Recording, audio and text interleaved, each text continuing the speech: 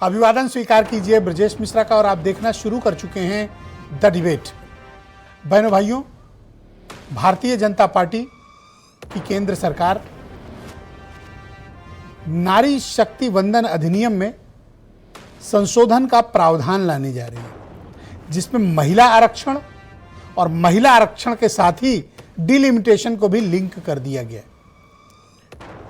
ऐसा करने का मकसद यह है कि 33% का आरक्षण महिलाओं को विधानसभा और लोकसभा में मिल सके, और वो भी 2027 की जनगणना पूरी होने के पहले ये प्रावधान किए जा रहे हैं।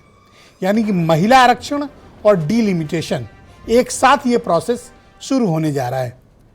ये बीजेपी ने ये काम अभी क्यों किया, यही आज सबसे बड़ी चर्चा का विषय है। दूसरा, इसमें उत्तर और दक्षिण भारत के राज्यों के बीच एक राजनीतिक घमासान भी शुरू हो गया है। दक्षिण भारत के राज्य अपनी घटती हिस्सेदारी को लेकर नाराज और बेचैन। तो क्या होगा संसद में जब ये बिल पेश होगा, और प्रमुख पार्टियों की क्या ओपिनियन है, इससे फायदा क्या है, और इसकी टाइमिंग को लेकर भी तमाम सवाल किए जा रहे हैं। आज चर्चा इसी विषय की। बहनों भाइयों, राजनीति में टाइमिंग बहुत महत्वपूर्ण चीज होती है। अगर समय पर आप अपने चालें चलते हैं तो उसका आपको राजनीतिक फायदा बेशुमार मिलता है, बेहिसाब मिलता है। और जब आप टाइमिंग चूक जाते हैं तो कितने भी बड़े फैसले करें वो खतरनाक हो जाते हैं। तो दो प्रस्ताव संशोधन के भारत की सरकार के संसद में प्रस्तुत करने वाली है। पहले उसको आसानी से समझ लें क्या है। इस वक्त जनगणना का कार्य शुरू हो चुका है। जनगणना अंतिम कब हुई थी? 2011 में। जनगणना चल रही है और 5 राज्यों के चुनाव चल रहे हैं। उसी बीच भारत की सरकार जो 2023 में नारी शक्ति वंदन अधिनियम यानी महिलाओं के रिजर्वेशन का बिल पास कर चुकी है 2023 में भारत की संसद, उसमें एक संशोधन का प्रस्ताव लाया गया है। क्या है ये प्रस्ताव? ये प्रस्ताव अगर पास हो जाता है और ये संशोधन हो जाता है तो इसमें महिलाओं का जो आरक्षण है वो 2027 के चुनाव के पहले पूर्ण हो जाएगा। यानी कि राज्य लोकसभा और विधानसभा की 33% सीटें महिलाओं के लिए आरक्षित होंगी। अब उसके भीतर भी एक रिजर्वेशन होगा 33% का। ओबीसी को कुछ जाएंगी, कुछ एससी एसटी को भी जाएंगी। इसको लेकर अभी बड़े कंफ्यूजन है, लेकिन महिलाओं के लिए 33% होगा, ये अनिवार्य है। और वो भी कब? 2027 की जनगणना के पहले ये इंश्योर किया जाएगा। उसी तरह से लोकसभा में 33% सीटें महिलाओं के लिए आरक्षित होंगी, लेकिन इसके साथ डिलिमिटेशन को भी लिंक कर दिया गया है। डिलिमिटेशन क्या कहता है?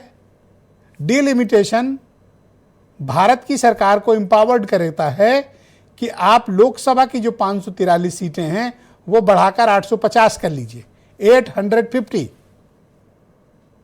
अब उसमें भी दो बातें हैं। राज्यों को में मौजूदा सीटों का 50% इंक्रीमेंट। जैसे उत्तर प्रदेश के पास 80 सीटें हैं, इनको 40 और मिलेंगी, तो यूपी पे कितनी हो जाएंगी? 120 सीटें।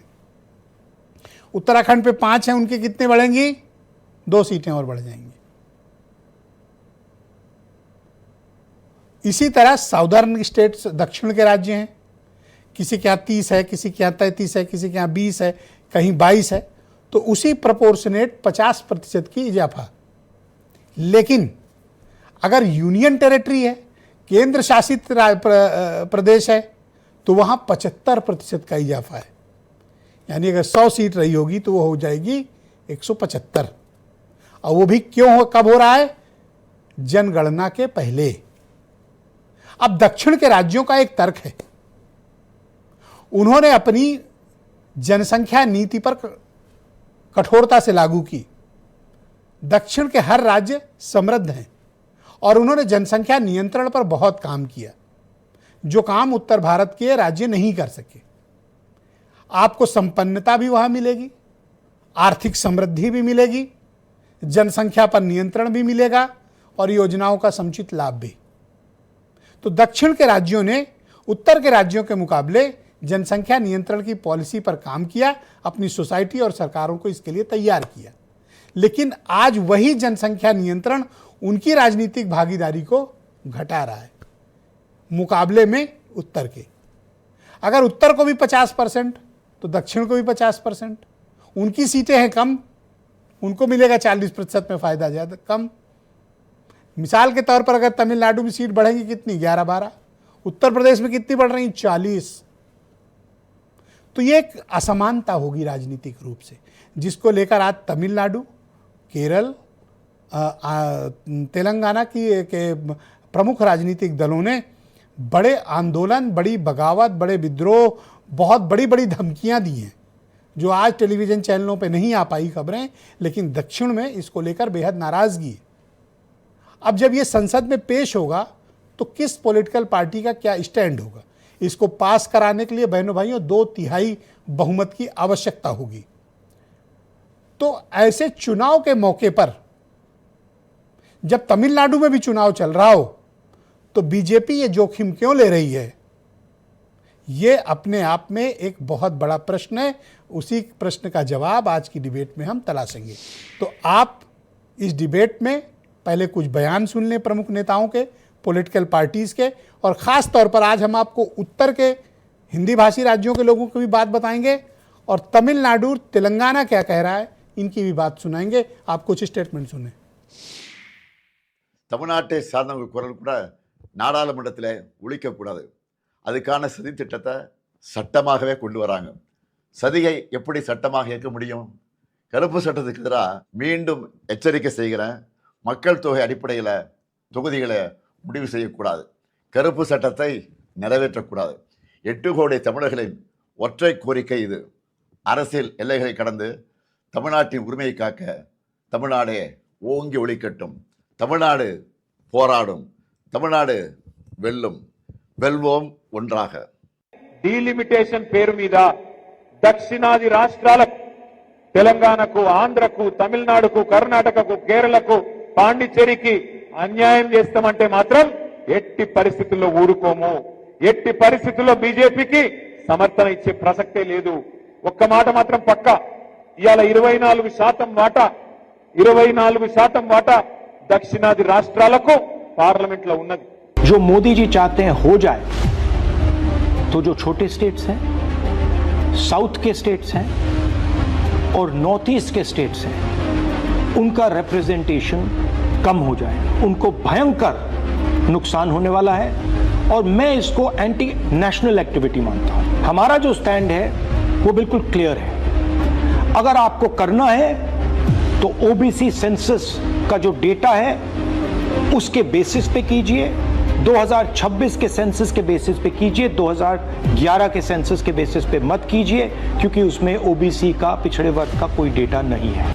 देश के महिलाओं को लोकसभा और विधानसभा में जो जगह मिलने जा रहे हैं, ये किसी एक दल का मुद्दा हो ही नहीं सकता है।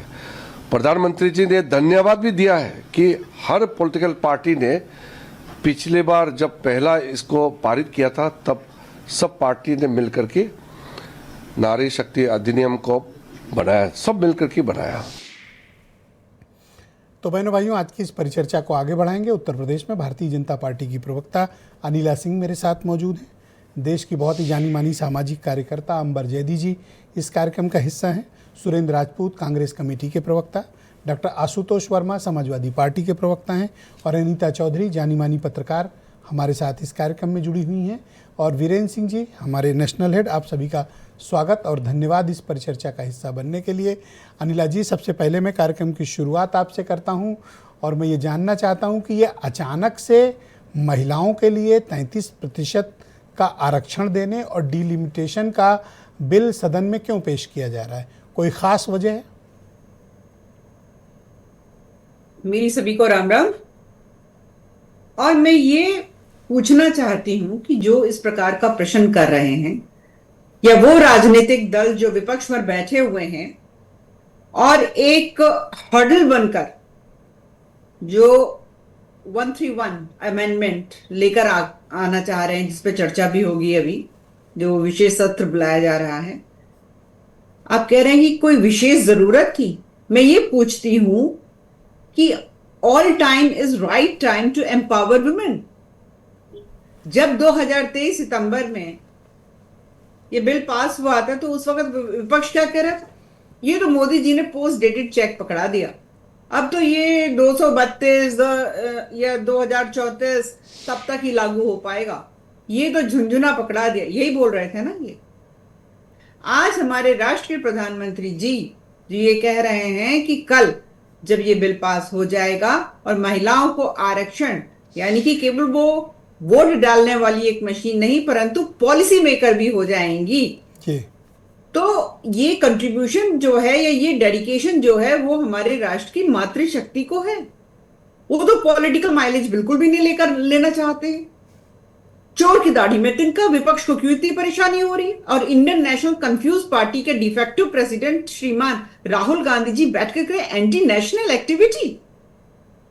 महिला का अधिकार अगर विधानसभा में, विधान परिषद में, पार्लियामेंट में बढ़ता है तो इनको ये एंटी नेशनल एक्टिविटी दिखाई देती है।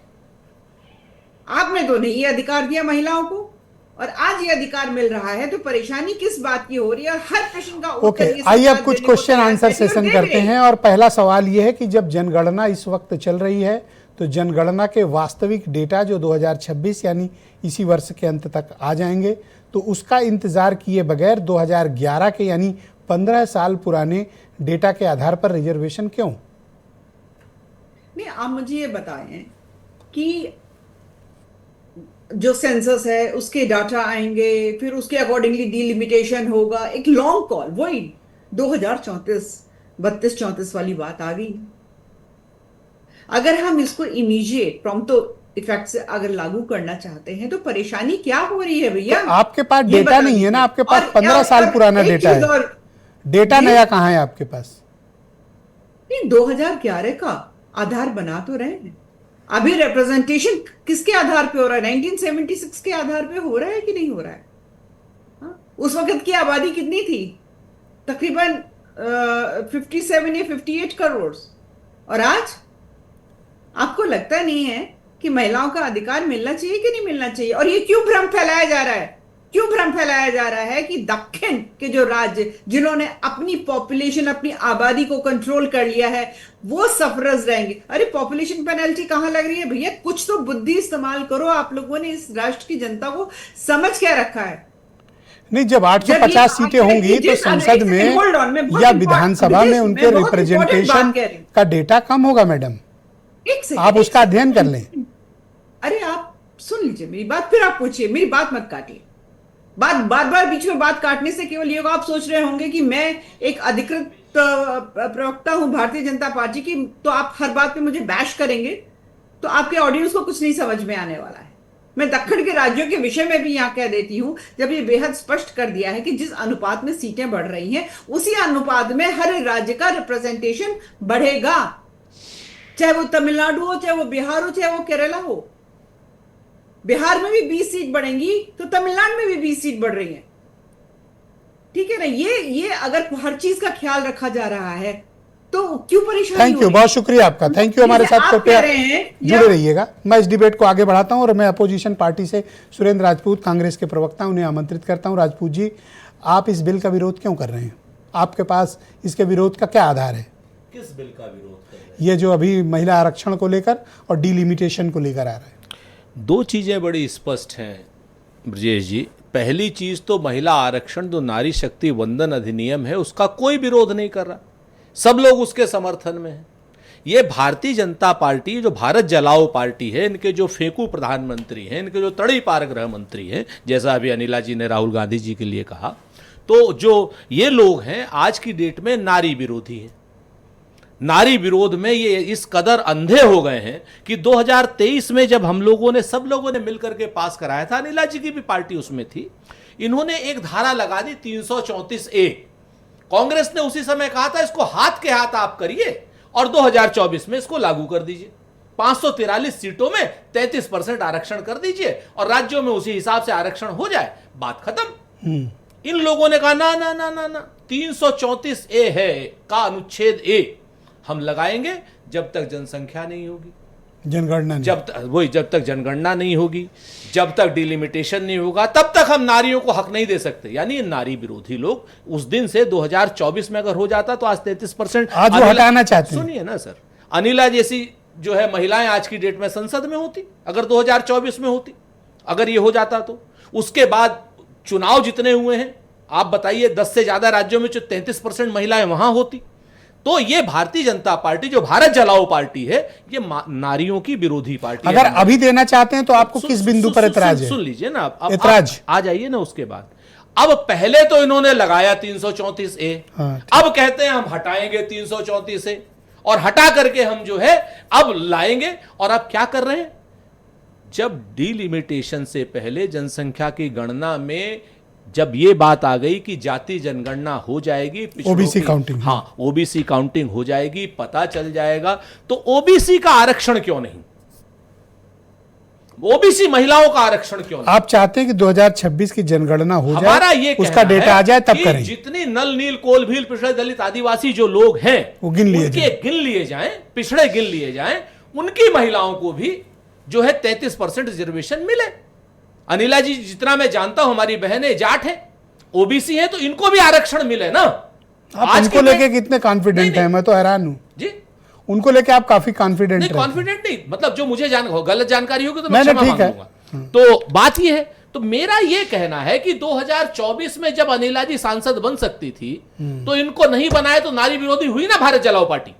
आप चाहते क्या हो ये बताओ सर? हम बहुत स्पष्ट चाहते हैं कि जितनी जल्दी हो सके जनसंख्या सेंसस हो, और सेंसस होते ही पिछड़ों को, पिछड़ी महिलाओं को उनकी आबादी के हिस्से के अनुपात से उनका हिस्सा विधानसभाओं में और लोकसभा में मिले, जैसे श्री राजीव गांधी ने एक झटके में। इस अमेंडमेंट का कांग्रेस पार्टी विरोध करेगी। किस अमेंडमेंट? इस अमेंडमेंट का कांग्रेस पार्टी विरोध करेगी, चूंकि इसमें पिछड़ों का आप 2026 समझ गए आप जो कहना में 2011 की ला रहे हैं, तो यानी आप जितनी ये अडानी अंबानी के घर की महिलाएं हैं उनको आप देना अच्छा, चाहते अब हैं। आइए डिलिमिटेशन की तरफ चलते हैं। दक्षिण के राज्य ये कहते हैं कि जब तक आपके पास कोई स्पष्ट नीति ना हो, आप रैंडमली 50%, कहीं 75%, ये 50% का फिगर कहां से लाए, 75% का कहां से लाए? इसको लेकर तमिलनाडु, कर्नाटक, तेलंगाना में आज बड़ी सभाएं हुई और बड़े विरोध प्रदर्शन का ऐलान हुए हैं। मैंने अभी स्टालिन का और उनका केटी रामाराव का बयान भी चलाया, उसका हिंदी रूपांतरण करके। आपको बताऊं, भारतीय जनता पार्टी के लोग आग से खेल रहे हैं। कैसे आग से? इसलिए खेल रहे हैं कि यहां पर उत्तर प्रदेश में 14% के आसपास आबादी बढ़ी, ठीक है ना, और दक्षिण के राज्यों में आबादी कम बढ़ी। जैसे आपने कहा समानुपातिक नियम, समानुपातिक नियम में जो दक्षिण के राज्य हैं उनको यह विश्वास में लिए जाने की आवश्यकता है कि उत्तर के राज्यों को जितना प्रतिनिधित्व मिलेगा लोकसभा में और विधानसभा में, उसी हिसाब से हमको प्रतिनिधित्व मिलेगा, जनसंख्या के हिसाब से नहीं होगा। जैसे आपने कहा, ये 50% का और 75 का फार्मूला कहां से आया है? ये तो सरकार बताए ना, हम तो वही तो कह रहे हैं, हम सरकार बताए। मैं आपसे कह रहा हूं ब्रजेश जी, ये आपके पास जानकारी कि ये 50% ही क्यों, 45 क्यों नहीं, 55 क्यों नहीं? मेरे पास अगर Why 50%? यही तो अचानक से प्रधानमंत्री जागते हैं, बंगाल और असम की आसन्न हार को देखने के उसके बाद पता नहीं क्या हो जाता है इनको, और दूसरा या किसी अडानी अंबानी के यहां से। अच्छा, आज इंडिया अलायंस के घटक दलों के कुछ दलों की बैठक हुई है। हाँ, सब लोग, क्या उसमें तय हुआ है? सब लोग एक स्वर में कहे हैं कि जब तक जो है पिछड़ों की आबादी नहीं गिन ली जाती, तब तक इस आरक्षण का अब कोई मतलब नहीं है। 2023 में इन लोगों ने मानी क्यों नहीं बात? 2024 के लोकसभा में अनिला जैसी, मतलब अनिला सिंह जी जैसी महिलाओं को संसद में क्यों रिजर्वेशन नहीं दिया? सेंसस, हाँ, then women reservation, then delimitation. पहले सेंसस कीजिए, सेंसस के साथ साथ आप पिछड़ों की आबादी का हक उनको दीजिए, और उसके बाद आप डिलिमिटेशन सबके साथ मिलकर। शुक्रिया। दक्षिण के राज्यों को, चाहे वो भाजपा हो, मेरे साथ मौजूद हैं। सुनिए सर, एक लाइन खाली कह रहा हूं। दक्षिण के राज्यों में सर्वदलीय सब लोग जो चिंता है उनकी चिंता को मुक्त करना। बहुत शुक्रिया आपका। मैं अमर जैदी जी को आमंत्रित करता हूं इस डिबेट में। मैडम, ये बताइए कि अब विमेन रिजर्वेशन में एक संशोधन का बिल लाया जा रहा है, अगर ये पास हो जाता है तो 2027 से महिलाओं को 33% आरक्षण मिल जाएगा।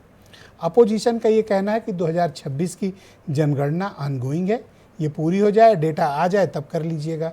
आप क्या मानती हैं कि ये अभी तत्काल कर देना उचित है, या फिर सबकी काउंटिंग हो जाए, डेटा आ जाए तब किया जाए? आपने म्यूट कर रखा है, शायद उसको अनम्यूट करें प्लीज। जी नहीं, Yes, please मेरी go तरफ ahead, से म्यूट please. नहीं है, आप सुन पा रहे हैं? यस बिल्कुल। जी जी मैं ब्रजेश जी, मैं यही कह रही थी कि जब हम इस महिला अधिकार की बात करते हैं या फिर हम इस बिल की बात करते हैं, जब महिलाओं की राजनीति में रिप्रेजेंटेशन बढ़ाने की बात आती है, भारत में आधी आबादी महिलाओं को कहा जाता है, यानी कि 50% महिलाओं का रिप्रेजेंटेशन अभी भी सिर्फ संसद में या पूरी राजनीति में, भारतीय राजनीति में 14 से 15% के आसपास है। ये बहुत बड़ा इनजस्टिस है। आप इस इनजस्टिस को आगे बढ़ाते जा रहे हैं इस नाम पर कि अब ओबीसी, एससी, एसटी, इस तरह की महिलाओं को, उस तरह की महिलाओं को, जबकि हम जानते हैं कि अगर हम बराबरी के अधिकार की बात करते हैं, आर्टिकल 14 की बात करें तो राइट टू इक्वालिटी है बिफोर द लॉ, उसमें भी अगर आप आर्टिकल 15 की बात करते हैं तो जो राज्य है वो स्पेशल प्रोविजन बना सकते हैं महिलाओं के लिए, और वुमेन रिजर्वेशन जो है वो कॉन्स्टिट्यूशनली वैलिड है और जस्टिफाइड। उसमें भी अगर आप एससी, एसटी, ओबीसी लगाते हैं तो इसका मतलब साफ है कि आपका जो उद्देश्य और आपकी नियत है सिर्फ और सिर्फ आप भारतीय जनता पार्टी या फिर जो मोदी जी कोई बिल महिलाओं के उत्थान के लिए लाते हैं, आप सिर्फ उसमें रोड अटकाते हैं। आप लोगों ने तो बहुत समय पहले इस तरह के बिल आप लाए, लेकिन आप लोगों की नियत नहीं थी उसको ग्राउंड पर लाने की। अभी आप अनिला जी को बोल रहे थे कि 2024 में आप बन जाती, संसद पहुंच जाती, लेकिन तो आप तो अभी भी करेंगे भाई अभी 29 में भी ना जाइए, आप थोड़ा और इंतजार कीजिए। तो अभी होगा 2027 में उत्तर प्रदेश में चुनाव होंगे, वहां पे महिलाओं को भागीदारी मिलेगी और महिलाओं की सीट रिजर्वेशन होगा तो ऑफ कोर्स सीट रोटेट होंगी, बेहतर वहां पर विमेन लेड हम एम्पावरमेंट देखेंगे। महिलाओं की भागीदारी जैसे जैसे बढ़ रही है, हम देख रहे हैं कि महिलाएं जो होती हैं नेचुरल बहुत अच्छा मैनेजमेंट और लीडरशिप उनमें एक क्वालिटी होती है। तो जिस तरह से चीजें बेहतर हो रही है पंचायत में भी अपनी बारी में सर, पहला राउंड में आप में संयम होना चाहिए सर। जी आप बोले, कंटिन्यू मैडम। एक विषय इस बात का आ रहा है कि अगर 2026 का डेटा आ जाता और सबकी गणना हो जाती, काउंटिंग हो जाती, तो हमारे पास जो अभी प्रेजेंट डेटा ऑफिशियली है वो 2011 का है। अपोजिशन ये कह रहा है कि अगर 2026 में अभी जनगणना चली रही है, इसको पूरा हो जाने दीजिए, पता चल जाएगा कितने ओबीसी हैं, कितनी महिलाएं हैं, कितनी एससी हैं, कितने एसटी हैं, तब आप उस डेटा के आधार पर ज़्यादा साइंटिफिक तरीके से, ज़्यादा न्यायपूर्ण तरीके से आप रिजर्वेशन को लागू कर पाएंगे। आप एक बात बताइए ब्रजेश जी, हम भारत को सेक्युलर डेमोक्रेटिक रिपब्लिक कहते हैं और आज भी मैं मानती हूं कि भारत की महिलाओं को इंसाफ नहीं मिला है, पूरी तरह से उनको बराबरी के अधिकार नहीं मिले। तो आप मैं उसको पूरी तरह से आधी डेमोक्रेसी और आधा सेक्युलरिज्म मानती हूँ। आप जब भी महिलाओं से रिलेटेड कोई भी मुद्दा या मसला या कोई भी बिल जाता पार्लियामेंट में, तो आप किसी ना किसी बहाने से उसको अटकाने का कार्य करते हैं। यही लोग जो यहाँ पर बैठ के कह रहे हैं कि ओबीसी महिलाओं को, एससी एसटी महिलाओं को उनकी गणना हो जाए, फिर हम उनको अधिकार देंगे। आप एक बिल ऐसा बता दीजिए जहां पर आपने महिला अधिकार के लिए आपने वाकई में संसद में जी तोड़ बहस की हो और आप शिद्दत से उस बिल को लेके आए हो। 3 तलाक पर ये वही लोग हैं जिन्होंने वहां पर कागज फाड़ दिए थे और संसद में हर कार्रवाई, लेकिन सितंबर 2023 में जब नारी शक्ति वंदन अधिनियम लागू हुआ था तो सभी पार्टियों ने उसे सपोर्ट किया था। जी मैं आपकी बात नहीं सुन पाई ब्रजेश जी। जब ये महिला आरक्षण का पहला बिल पास हुआ था ना 2023 में सितंबर महीने में, उस वक्त सभी पार्टियों ने इसका समर्थन किया था। विरोध तो मुझे नहीं लगता किसी ने किया होगा। नहीं, विरोध करने का भी उनका आधार है ना, वो कह रहे हैं कि महिलाओं में भी महिलाएं बांट दीजिए। जिस तरह से एससी एसटी ओबीसी में देश को बांटते हैं, ये चाहते हैं कि महिलाओं में भी बढ़ जाए ओबीसी। तो आप ये चाहते हैं कि ओबीसी और महिलाओं को न गिना जाए या उनको अधिकार न मिले? अरे महिलाएं सभी, आप ब्रजेश जी एक बात बताइए, अगर सारी महिलाएं हैं, आप बताइए अभी जो टिकट, अगर यहाँ पे अनिला जी बैठी हुई, मैं बैठी हुई, तो क्या हम इस आधार पे बैठे हुए कि महिला वो ओबीसी है और मैं जनरल में आती हूँ? ये तो कोई बात ही नहीं है। महिलाएं आगे बढ़ेंगे, हर महिला को मौका मिलेगा, ये किस तरह की बात हुई? ये तो कोई जस्टिफिकेशन ही नहीं है। और सिर्फ यहाँ पे एलीट महिलाओं की बात नहीं है, जब रिजर्वेशन मिलेगा, शुक्रिया आपका, कृपया हमारे साथ बने रहिएगा। आपने आम महिला को भी अपने रीजन्स आपने प्रस्तुत किए। मैं इस डिबेट को आगे बढ़ाना चाहता हूं। समाजवादी पार्टी के प्रवक्ता डॉक्टर आशुतोष वर्मा हमारे साथ मौजूद हैं।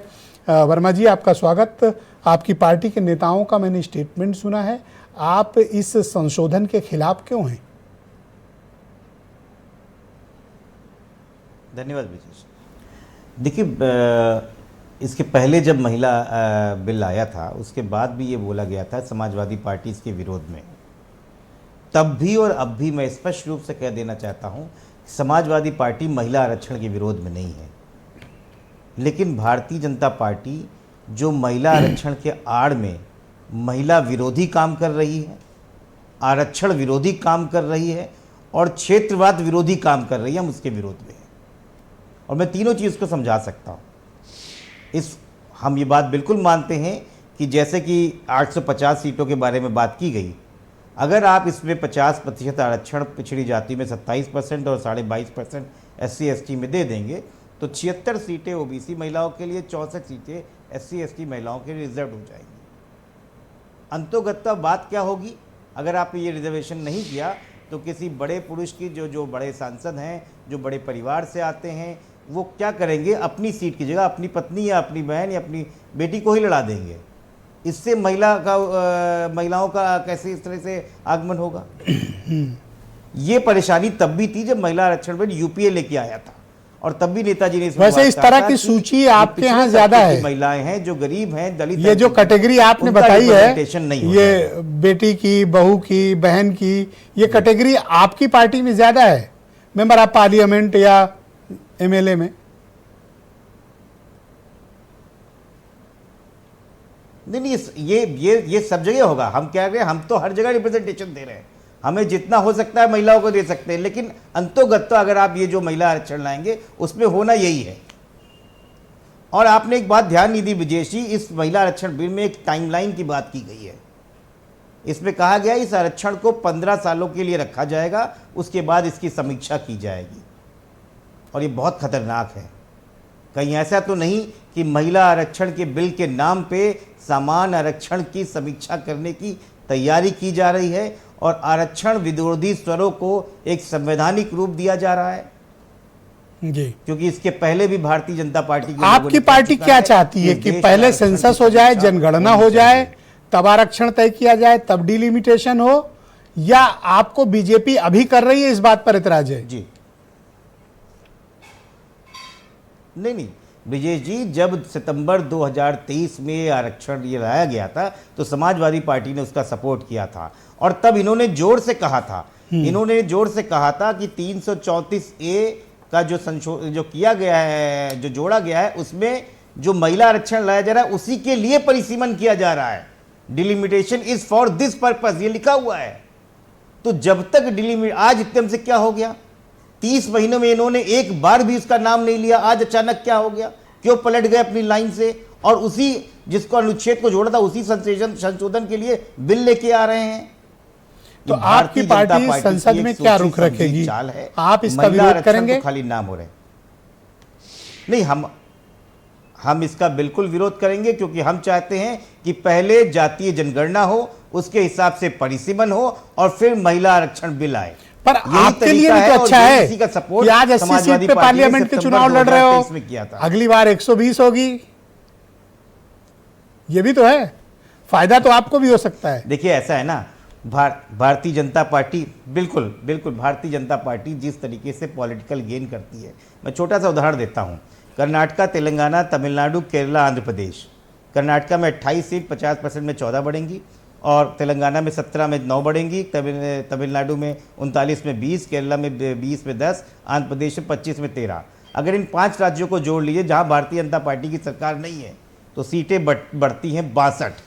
अब जरा इधर आइए, उत्तर प्रदेश में 80 में 40 बढ़ जाएंगी, मध्य प्रदेश में 29 में 15, राजस्थान में 25 में 13, महाराष्ट्र में 48 में 24 और बिहार में 40 में 20। इन सब जगह भारतीय जनता पार्टी की सरकारें हैं। हिंदी बेल्ट है जहां वो काम करती हैं, सीटें बढ़ी 124।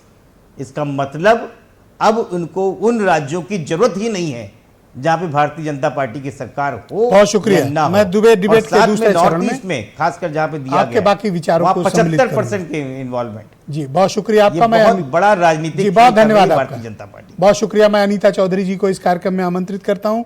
दिल्ली से हमारे साथ सीनियर जर्नलिस्ट हैं, जुड़ी हुई हैं। अनीता जी आपका स्वागत। आप बताइए कि महिला आरक्षण को लेकर भारतीय जनता पार्टी की केंद्र सरकार जो प्रस्ताव, जो बिल संसद में पेश करने जा रही है, अपोजिशन क्या सिर्फ सेंसस के कारण इसका विरोध कर रहा है या फिर बीजेपी ने सही टाइमलाइन चुनी है, सही वक्त चुना है डिलिमिटेशन एंड विमेन रिजर्वेशन के लिए?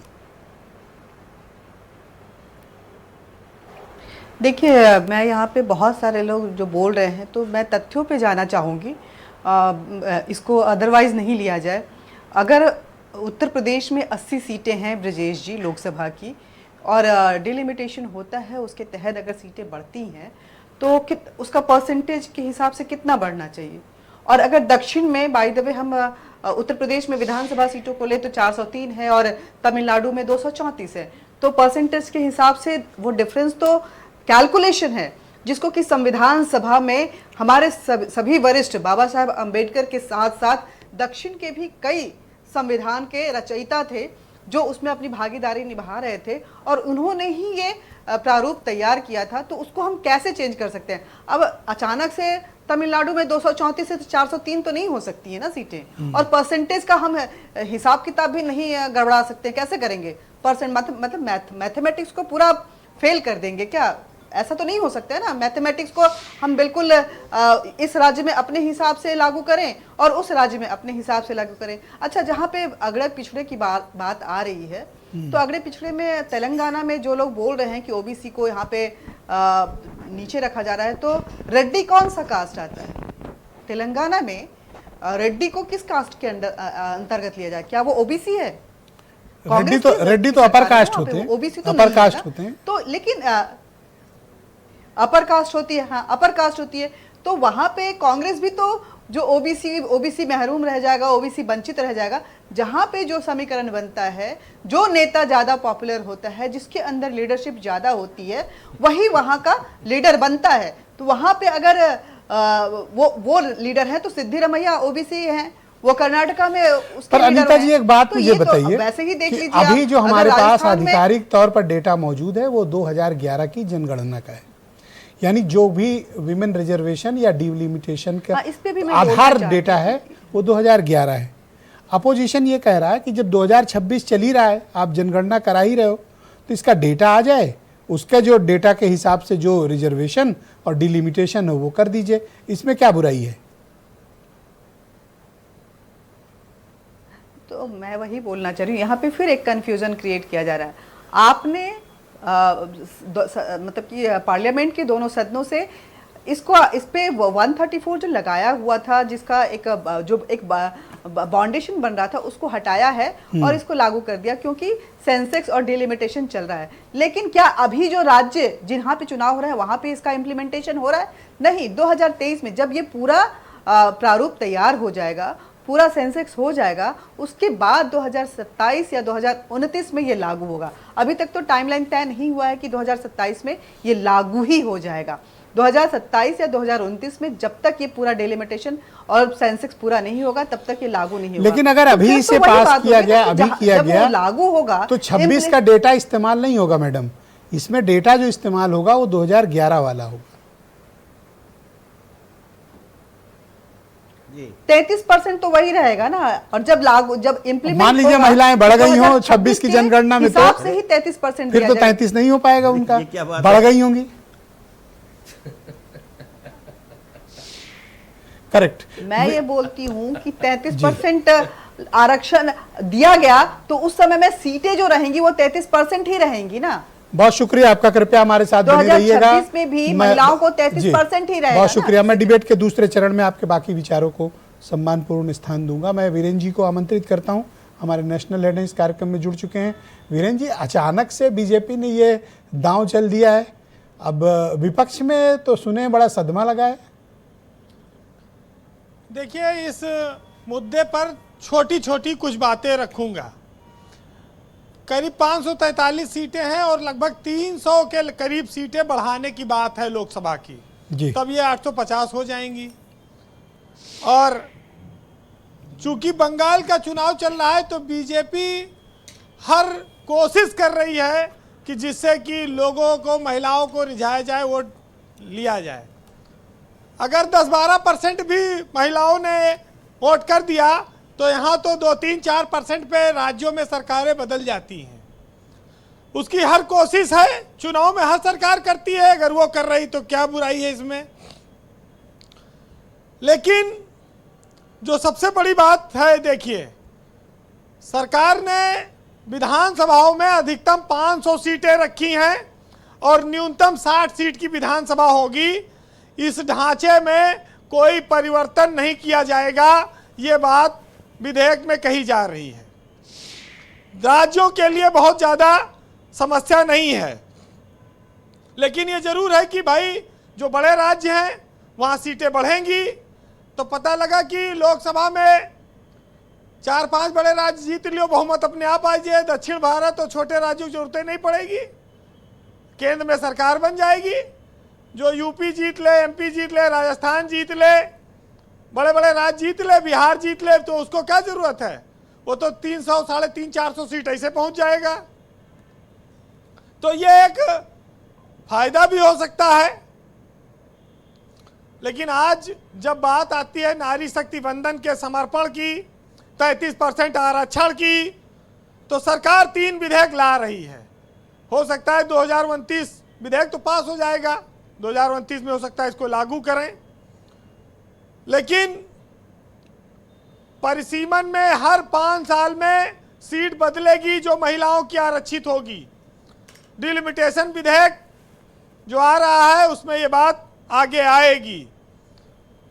जो तीनों विधेयक हैं इन पर कोई सटीक अंदाजा लगाना अभी बहुत मुश्किल है कि इसमें क्या क्या चीजें हैं। ये जो पुनर्गठन का ढांचा है ये पूरी तरह से अभी साफ नहीं हुआ है जब तक बिल पेश नहीं होता है। देखिए बहुत सारी आशंकाएं हैं आज जो उठी हैं, इनमें स्पष्टता के लिए इंतजार करना पड़ेगा। और एक बात ये कही जा रही कि ये जो आरक्षण महिलाओं के लिए ला रही सरकार ये 15 साल के लिए होगा, फिर आगे संसद तय करेगी कि उसको बढ़ाना है या खत्म करना है। वैसे हमारे यहाँ जो लोकसभा का चुनाव होता है वो 20-25 लाख वोट पर एक सांसद चुना जाता है। लोग पूछ रहे हैं भाई कि अगला परिसीमन के बाद कितने वोट पर एक सांसद बनेगा, तो अभी ये स्पष्ट नहीं है। अमूमन लोग कह रहे हैं कि जनसंख्या घनत्व आधार होगा और 10 लाख पर एक सांसद चुना जाएगा। अच्छा, विपक्ष की बेचैनी ये है, बीजेपी ने ये दांव अभी क्यों चला? देखिए राज्यों में 5 राज्यों में चुनाव है। मैंने आपको बताया कि बंगाल और तमिलनाडु का चुनाव भी बचा हुआ है और हर दांव खेल देना चाहिए। जब बंगाल में हर बार खेला होता है तो इस बार अगर केंद्र सरकार भी कुछ खेला करना चाहती, बीजेपी करना चाहती है, तो उसको भी खेलने की इजाज़त मिलनी चाहिए। इस पर शंकाएं होती रहेंगी, लेकिन मूल बात यह है कि भारतीय संसद में, भारतीय सामाजिक व्यवस्था में महिलाओं को 33% आरक्षण मिलने जा रहा है। जब 2023 में ये बिल आया था तो उस समय सारी विपक्षी पार्टियों ने इसका समर्थन किया था, खाली 2 वोट खिलाफ में पड़े थे। आज भी वही स्थिति है, कोई भी इस बात का विरोध नहीं करता है, लेकिन लोगों को जब बराबरी की बात आती है, महिलाएं रेलगाड़ी चलाती हैं, हवाई जहाज चलाती हैं, इंजीनियर हैं, टेक्नीशियन हैं, टेक्नोलॉजी से लैस हैं, हर क्षेत्र में बराबर हैं, तो आरक्षण देने में कोई समस्या नहीं है। लेकिन कहीं कहीं समस्याएं आती हैं, ये बात। अच्छा, एक बहुत सीनियर एक्सपर्ट हैं, वो कह रहे हैं कि 850 सांसद हो जाएंगे तो इनका वेतन, भत्ता, ट्रेवल एक्सपेंसेस, दिल्ली में घर आना जाना, खर्चे, ये सब मिला के 5 साल में 40,000 करोड़ होगा। ये कौन भरेगा? नहीं, खर्चे तो बढ़ेंगे ही, देश बड़ा है, जनसंख्या भी तो बढ़ी। 1971 के बाद से आज तक हम लोग कहाँ खड़े हैं? परिसीमन का जो आज की तारीख में संसद में स्थिति चल रही है ये कई दशक पुरानी है। देखिए घपला घोटाला इतना होता है, अगर वही रोक दिया जाए तो बहुत पैसा बढ़ जाएगा। और कहीं पुल गिरता है, कहीं ट्रेन टकराती है, कहीं पर जी कोई घटना हो जाती है, तो ये तो चुनौतियां आएंगी, खर्चे बढ़ेंगे, लेकिन उनके साथ रास्ता भी निकालना होगा। जी कंक्लूड करें वीरेंद्र जी। ब्रजेश जी, एक बात आज जरूर कहना चाहूँगा कि भारतीय राजनीतिक व्यवस्था में अभी नारियों को, स्त्रियों को, महिलाओं को वो सम्मान नहीं मिल पाया है जो मिलना चाहिए। महिला इस देश की प्रधानमंत्री जरूर बनी, लेकिन उस तादाद में महिलाएं आगे नहीं बढ़ी जैसा विदेशों में करीब 27% महिलाओं की भागीदारी है राजनीति में। लेकिन भारत में ऐसा नहीं है, यहाँ काफ़ी कम है। और ये जरूर है कि जब जब बात आती है स्त्री पुरुष की तुलना की, तो चाहे धैर्य हो और चाहे संयम हो, पुरुषों की तुलना में महिलाओं में ज़्यादा पाया गया, और चरित्र भी पुरुषों की तुलना में माना गया है कि महिलाएं ज़्यादा चरित्रवान होती हैं। तो बहुत सारे गुण हैं समाज को, परिवार को, सबको लेकर साथ चलने की। आज उनके सम्मान में मेरे ख्याल से 1 आध मिनट आप बोलोगे ना तो सुरेंद्र राजपूत जी और आशुतोष वर्मा की आंख में आंसू आ जाएगा। देखिए, आने वाला सप्ताह बहुत महत्वपूर्ण है। कल से ये विधेयक आएगा सामने जी। तो हमारे यहाँ कहा जाता है कि भाई परिवार, जगत, संसार सबका आधार स्त्री ही है। जो पुरुष स्त्रियों की आलोचना करते हैं वो उन्हीं स्त्रियों के गर्भ से पैदा होते हैं जिनको वो माँ के रूप में 9 साल वो पालती हैं अपने बच्चे को। तो तमाम सारे लोग हैं, हर तरह की बातें होती हैं, उस पर ना जाया जाए। राजनीति की अपनी मजबूरियां हैं, लेकिन इतना जरूर कहूँगा कि सृष्टि नहीं नारी के बिना, यही जगत आधार, और नारी के हर रूप की महिमा बड़ी अपार। और जिस घर में होता नहीं नारी का सम्मान, देवी पूजन व्यर्थ है, व्यर्थ वहाँ सब दान। और लक्ष्मी दुर्गा शारदा सब नारी के रूप, और देवी सी गरिमा मिले नारी जन्म अनूप।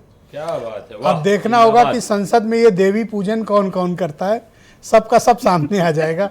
बहुत शुक्रिया वीरेन जी, हमारे साथ ग्राउंड जीरो से अपना फीडबैक, ओपिनियन और पॉलिटिकल ऑब्जर्वेशंस पहुंचाने के लिए। बहनों भाइयों, मैं दूसरा चरण इस परिचर्चा को शुरू करता हूं। दिए गए सीमित समय पर सबको अपने पक्ष प्रस्तुत करना है। सबसे पहले मैं अनिला सिंह जी को आमंत्रित करता हूं, भारतीय जनता पार्टी की प्रवक्ता हैं।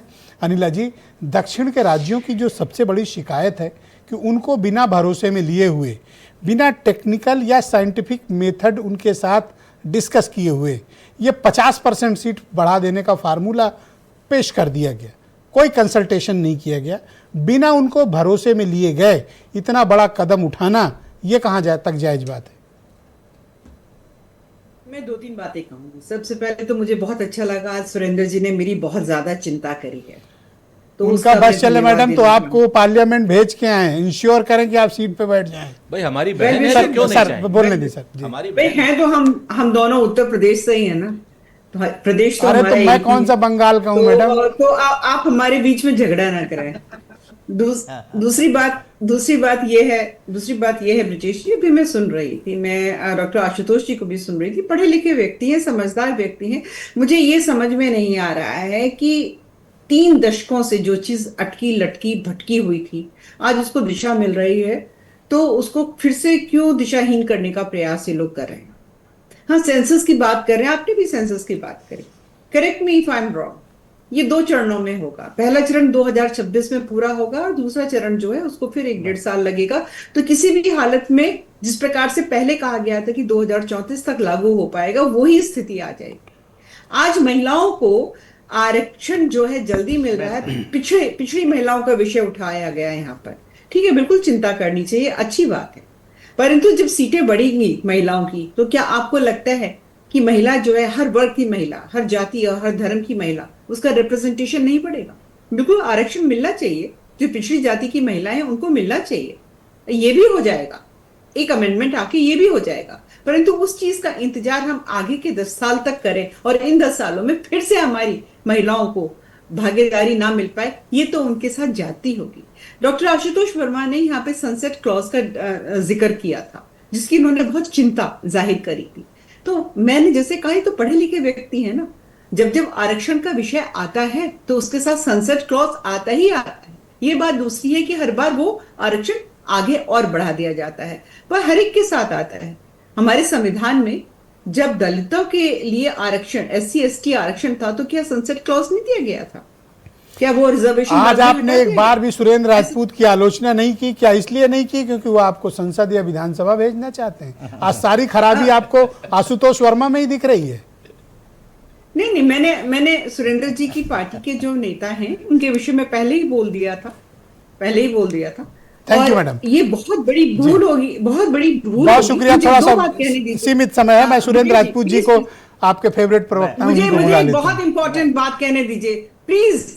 I request you, okay go ahead. मैं आपसे बहुत इंपॉर्टेंट बात कहना चाह रही 20 सेकंड यहाँ मैडम पर जी। कि जैसे बिल्कुल जैसे यहाँ पर रिप्रेजेंटेशन की बात हो रही है ना, रिप्रेजेंटेशन की बात हो रही है कि भाई ये क्यों लिया 50%, इन्होंने दक्षिण दक्षिण दक्षिण बार बार ये बोल रहे हैं। अगर 50% enhancement of seats Uttar Pradesh में होगा, बिहार में होगा, तो 50% ऑफ एनहांसमेंट सीट तमिलनाडु में भी होगा, केरला में भी होगा।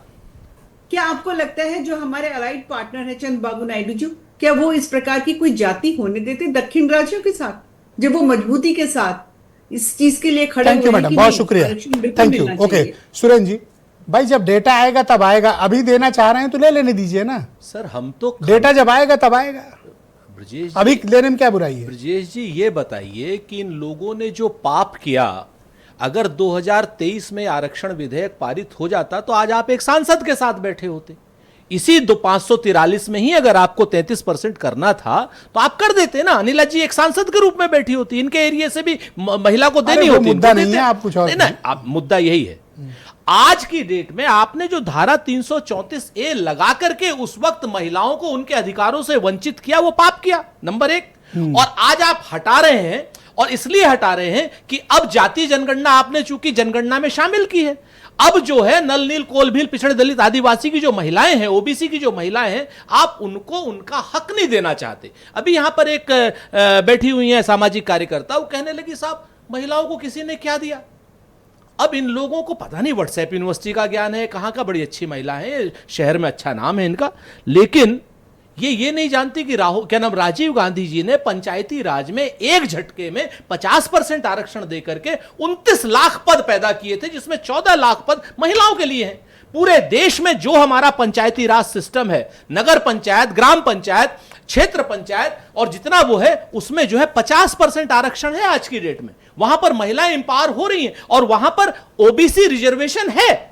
अदरवाइज अगर ओबीसी रिजर्वेशन नहीं होगा तो ओबीसी की महिलाओं को कोई नहीं पूछने वाला। मैं आपको बताऊं, फिर से मैं आपसे कहता हूं कि ये जितने क्रॉनी कैपिटलिस्ट लोग हैं ब्रजेश जी, क्रॉनी कैपिटलिस्ट लोगों की महिलाएं जो किटी पार्टी में जाती हैं, उन लोगों के लिए अगर आप लोकसभा को संरक्षित करना चाहते हैं तो माफ कीजिए, हम विरोध करेंगे।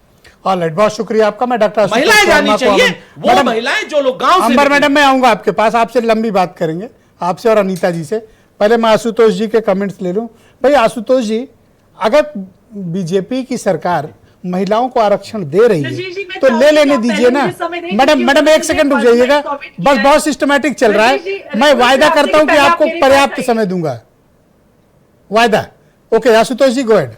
भाई आप क्यों विरोध कर रहे हैं, मिल जाने दीजिए आरक्षण। ब्रजेश, तो ब्रजेश जी देखिए, इस शो में तो आपने सबसे पहले ही गजब कर दिया है कि विपक्ष में 2 पुरुषों को बैठाल दिया है और बिल के पक्ष में 3 महिलाओं को बैठा दिया, तो हमको यहीं तो पहले ही परास्त कर दिया है।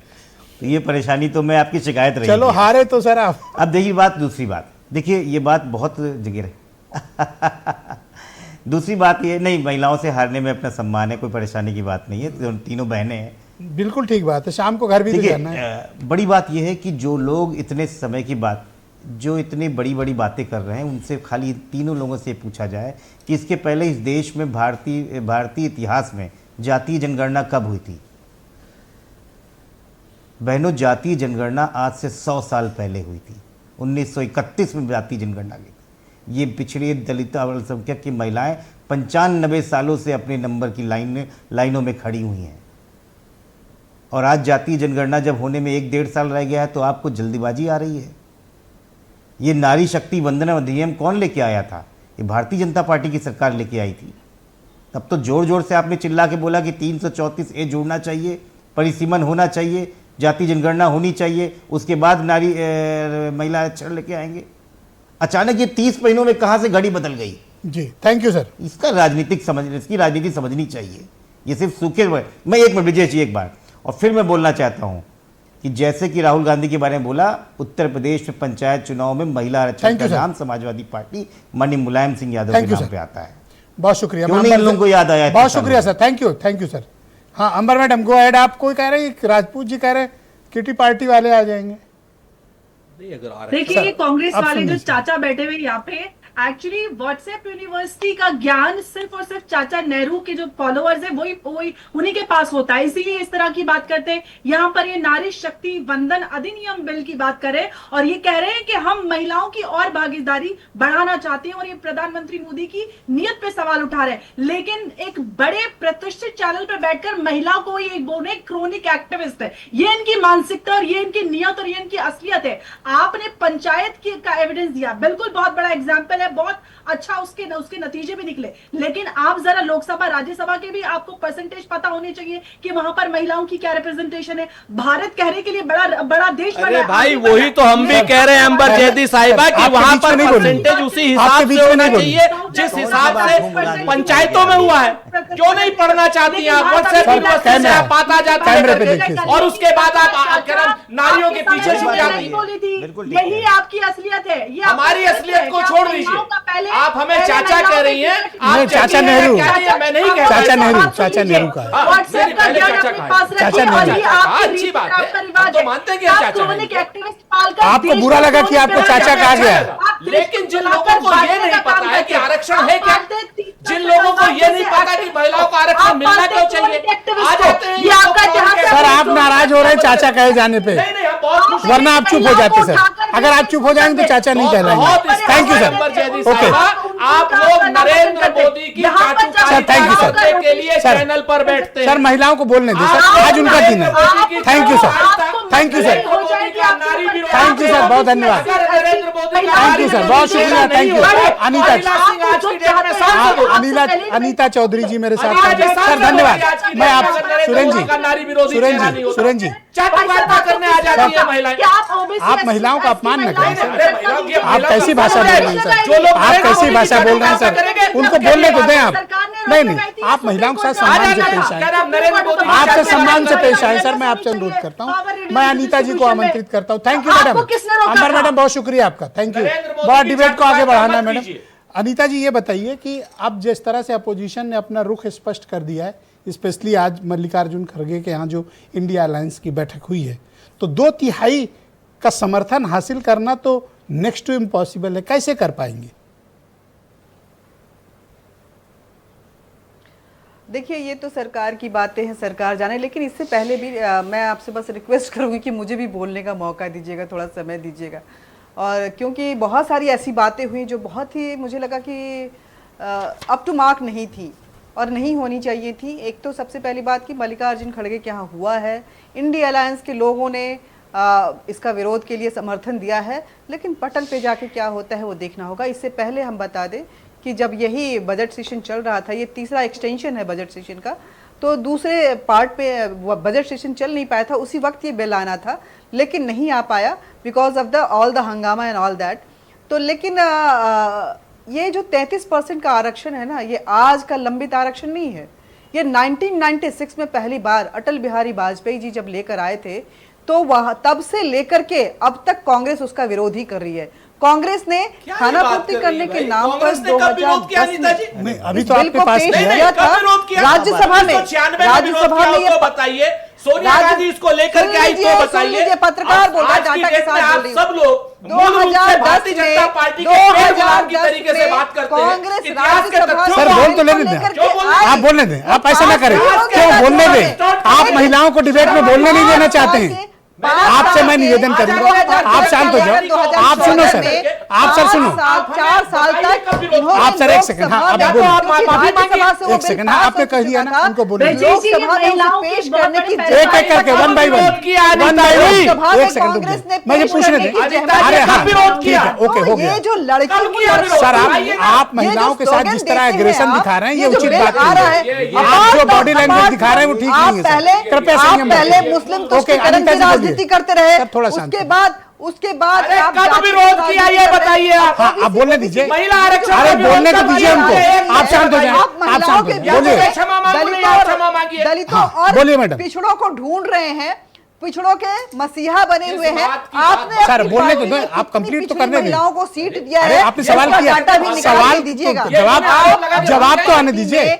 कितनी जवाब तो आने पिछड़ी दीजिए। महिलाओं को बिना आरक्षण के आपने सीट दिया है, ये सर भी प्लीज बताइएगा। आप सर देखिए, ये डिबेट बिल में आ सभी रहा है, महिलाओं ये के बिल साथ पास होना चाहिए। असम्मानजनक पहला आप स्टेप असम्मानजनक इसका पूरा होना चाहिए। तरीके उसके से बाद कृपया शांत amendment जो है, कृपया शांत amendment उनको जो है कंप्लीट कर बिल का, लेंगे। किसी भी बोलिए। बिल में amendment requirement of the time के अनुसार एक सतत प्रक्रिया है। अमेंडमेंट किसी भी बिल में, ये बिल आना जरूरी है, ये आना चाहिए। मेरी भी इच्छा है कि मैं देखूं कि आप देखिए कि 14% महिलाएं जो हैं वो पार्लियामेंट में हैं, ओनली 14%।